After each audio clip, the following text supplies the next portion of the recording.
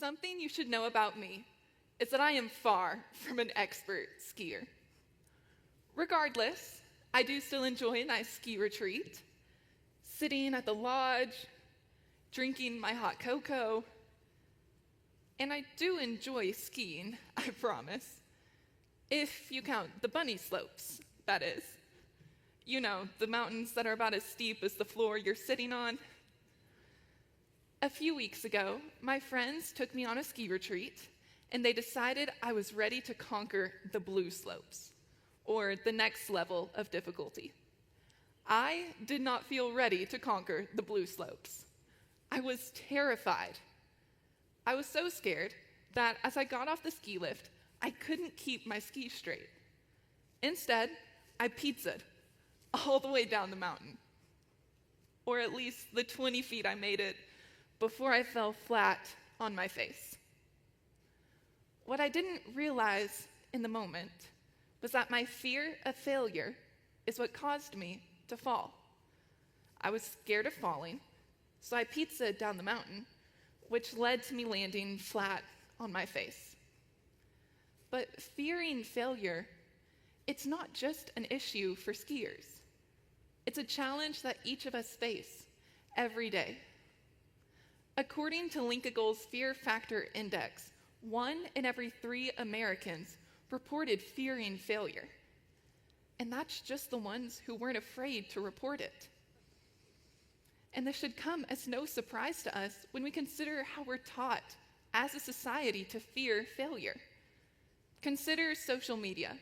You have someone's perfectly photographed picture in the palm of your hand, and you compare it to your real and messy life.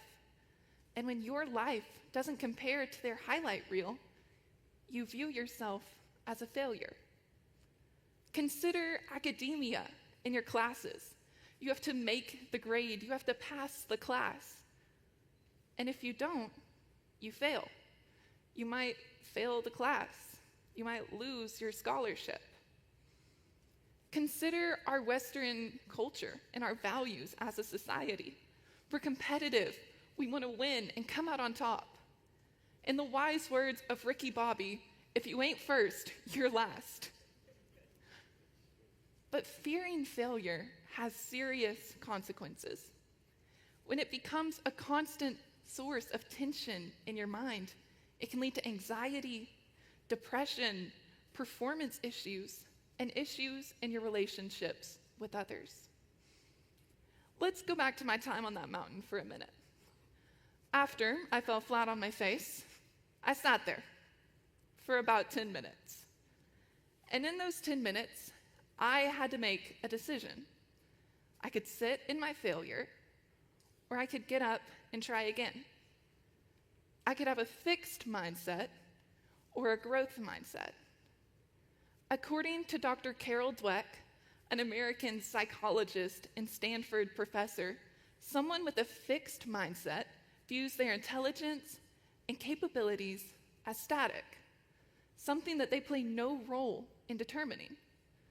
Someone with a fixed mindset, they have a deep desire to look smart instead of learning. They fear effort. They are intimidated by the successes of others. Someone with a fixed mindset might say, I stick to what I know. I don't like to be challenged, and I give up. But living with a fixed mindset leaves us sitting in our failure, and it leaves no room for growth. However, Dr. Dweck tells us about a second mindset, a growth mindset. Someone with a growth mindset views those same intelligence and capabilities as something moldable, something that they play a role in determining. Instead of wanting to look smart, they have a desire to learn. Therefore, they embrace challenges. They see effort as a means to mastery, and they're inspired by the successes of others. Someone with a growth mindset might say, I like to be challenged. This is a learning opportunity, and that's okay. I'll try again. Now, when we live with a growth mindset, it allows us to step out of that fear and that failure and into our future. But how do we develop it? Well, first, you take a breath. Taking a breath allows your mind to shift from being reactive to proactive. It keeps you from quitting out of anger or overwhelm, and it gives you a chance to try again. Second, I want you to reassess your current mindset. I want you to think of the last time that you failed. Did you really fail? Or did you try something new? Did you take a different path that might have worked out better for you in the end? When you reassess your current mindset, it allows you to shift from that fixed mindset to a growth mindset. Third, and finally, don't fear failure. Now, I know, that's a lot easier said than done. But what if I told you that fear and excitement create virtually the same physiological effect in your body? The same adrenaline you feel when you're excited is the same adrenaline you feel when you're afraid. You get to choose. You make the decision about how you feel. So the next time you find yourself fearing failure, reframe it. You're not afraid. You're excited to try again. Let's go back to my time on that mountain one more time.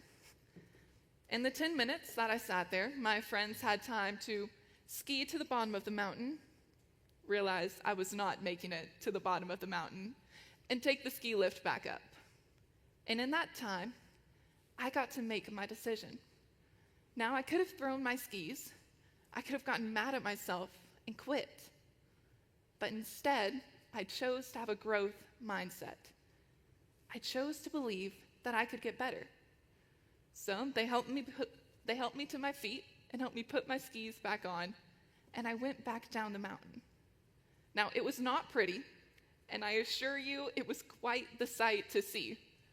But eventually, I made it to the bottom of the blue slopes. We face failure every day. It's unavoidable. But the next time you find yourself fearing failure, I want you to take a breath, dust off the snow, and get excited to try again. Thank you.